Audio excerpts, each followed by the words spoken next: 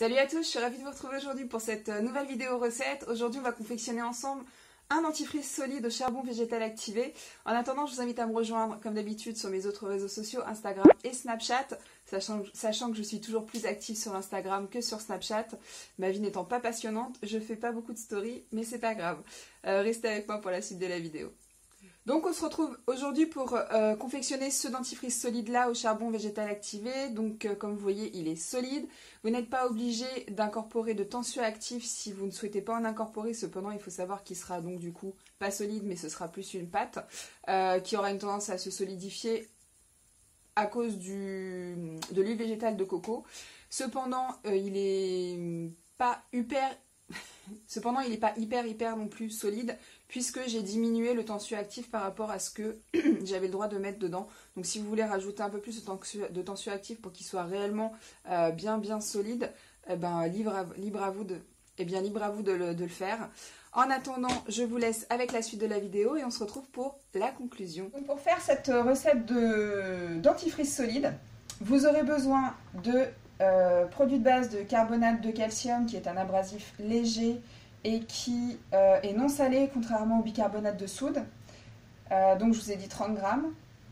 On reste dans les poudres et vous aurez besoin également de 20 grammes d'argile verte. Toujours dans les poudres, vous aurez besoin de tensioactif SCI dans cette recette, qui est un tensioactif doux et moussant. Et là, vous en mettrez 30 grammes. Au niveau du charbon végétal activé, c'est un détoxifiant certes. Vous en mettrez 1 gramme.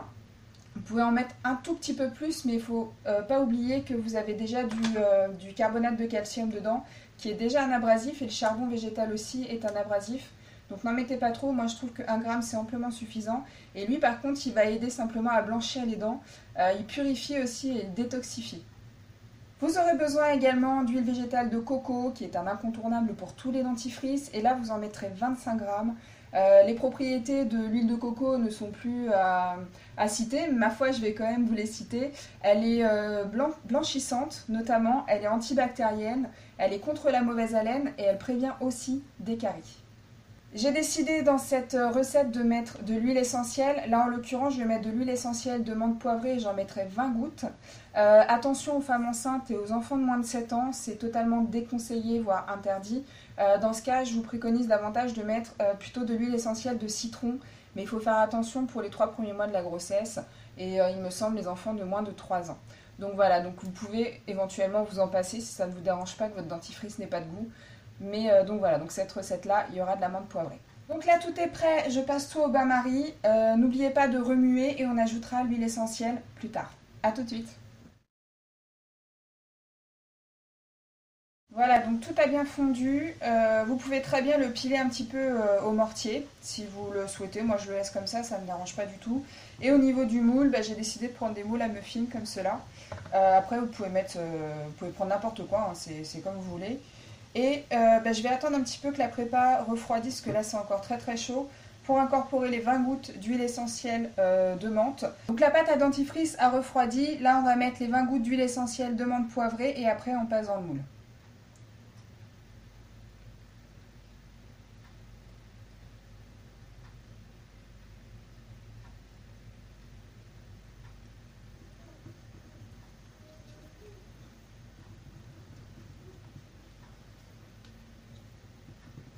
Donc j'ai oublié de vous rappeler que pour les argiles, quelle que soit l'argile, vous pouvez mettre de l'argile blanche aussi si vous le souhaitez. Il ne faut pas les prendre avec, les doser en tout cas avec des cuillères, les couverts que vous avez dans vos tiroirs. Il vaut mieux prendre quelque chose en bois ou en plastique, puisque sinon l'argile n'a plus aucun effet. Et ça commence à être bien connu et reconnu. Et donc voilà, c'était juste le petit truc que je voulais rajouter. Donc je passe le tout dans le moule.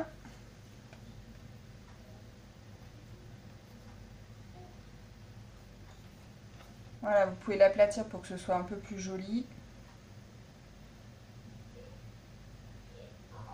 Et pour ma part, j'ai décidé de placer un bâton, enfin en fait c'est une baguette chinoise là, au milieu de façon à ce que ce soit plus pratique pour pouvoir s'en servir.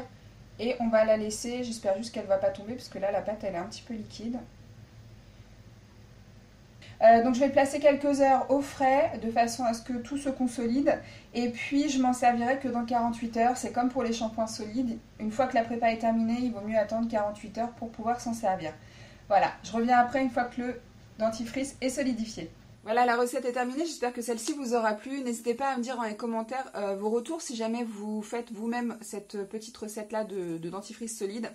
À me donner vos retours, à me donner vos impressions ou alors vos premières impressions. Et voilà, sur ce, je vous fais de gros bisous. Je vous dis à très vite dans une prochaine vidéo. Ciao!